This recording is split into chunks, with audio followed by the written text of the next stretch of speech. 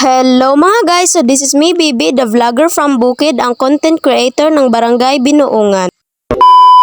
Maaga nga pala akong gumising. Paano ba naman yan ang agang gumising ni tita? Magja-jogging ba naman sila daw ni tita kasi nga minsan lang din naman si tita bumisita dito sa bukid. Hindi ko nga malaman-laman kung bakit nga gusto ni tita mag-jogging. Napapaisip tuloy ako baka lang gusto niyang pumayat. Ang sarap pa naman ng tulog ko kanina lamang. Paano ba naman yan ay ginising lang ako biglaan. Bigla na nga lang ako natarantay. Paano ba naman yan ay nakabihis na sila at ako wala. At kinakabahan pa nga ako ng mga oras na yan kasi nga baka iwan nila ako. At sinabihan ko nga dyan si tita ay may pagkadilim-dilim pa ba't lalakad na. Mas maganda pa daw na madilim-dilim pa magja-jogging na kasi nga nakakagana. Char. Hindi ko nga alam kung jogging ba talaga ang handa ni tita o ang maglakad. Charot. May pagkakaba-kaba pa naman ako ng mga oras yan. Paano ba naman yan ay hindi pa kami nakakapagkape nagja-jogging na. Lang pala ako na sumama dyan paano ba naman yung gusto ni tita na makabanding kami. At ang nag-sunrise pala ng mga oras na yan ay naisipan ko na mauna at mag-jogging na mag-isa pero na-realize ko ang hirap pala. Uy! Grabe nga pala ang hingal ko ng mga oras niyan at na-realize ko na ang layo na pala ng nadating ko. Charot. At nakarating na nga pala kami sa kabilang baryo at may nakita kaming isang malaking tindahan at dyan na nga naisipan namin na magpahinga. Maging tuwa ko naman nang may nakita kaming malaking tindahan at ang akala ko naman ay dyan na kami mag-aalmusal ay hindi naman pala. Char. Tamang-tama nga pagdating namin ay may nakasalubong kaming napakatabang aso at napaka-cute naman. Grabe nga yung nakita kong ngiti sa mukha ni tita kaninang umaga nang makita namin yung matabang aso.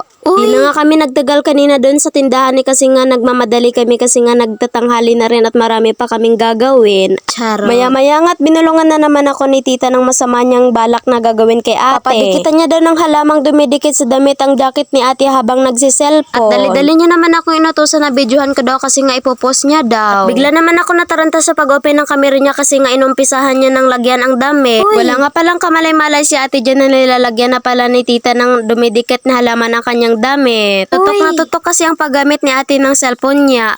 Sinabihan ko pala si tita dyan na wag na lang kasi gawin kasi nga baka magalit si ate hindi naman daw. At hindi nga nagtagal ay parang may nararamdaman na si ating kakaiba kaya parang nahahalata niya na. At nang tumingin nga si ate kay tita ay dyan na nga niya nalaman ang ginagawa ni tita kaya ang ginawa niya ay ang tumakbo siya palayo. Charot. At nang nakalahati na nga namin ang daan ay dyan pa talaga naisipan nila tita na huminto para mag-TikTok.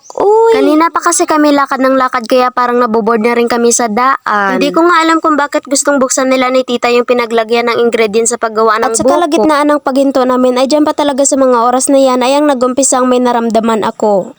Sino ba naman ang hindi mag-aakalang aksidente mo ito mararamdaman? At dyan pa talaga sa mga oras na yan ay ang pagtitiktok nila ay ang naramdaman ko ang pagsakit ng aking tiyan. Hindi ko na lang pala sinabi kanila tita yung nararamdaman ko dyan kasi nga ayaw ko masira ang pagbabanding nila. Hindi ko na lang pinahalata sa kanila na sumasakit ang tiyan ko dyan kaya ang ginawa ko na lang ay ang sinasabayan ko na lang sila. Papaisip na lang tuloy ako na sana hindi ko na lang to naramdaman. Gusto ko sanang sabihin sa kanila na umuwi na lang kami agad kasi nga baka lumabas na. Kamera lang pala yung gagamitin nila ni tita sa pagtitiktok kasi nga wala silang na-drops. Malapit na kasing bumalik si tita sa Davao kaya naisipan nilang mag-tiktok bilang remembrance. Pinoproblema ko nga dyan yung pagtatagal namin kasi nga hindi makuha yung perfect angle sa pagtitiktok. At habang naghihintay naman ako hanggang sa matapos sila sa pagtitiktok nila, ay ang ginawa ko ay ang hinimas-himas ko muna yung tiyan ko. Sinasabihan ko naman ito na wag munang lumabas. At habang tinitignan ko naman sila ni tita sa pagtitiktok nila, ay ako naman ay nagpo-problema dito. At habang namumroblema naman ako, ay naisipan na naman ni tita na pasalihin ako pero ayaw ko muna at pass muna ako kasi nga baka lumabas siya.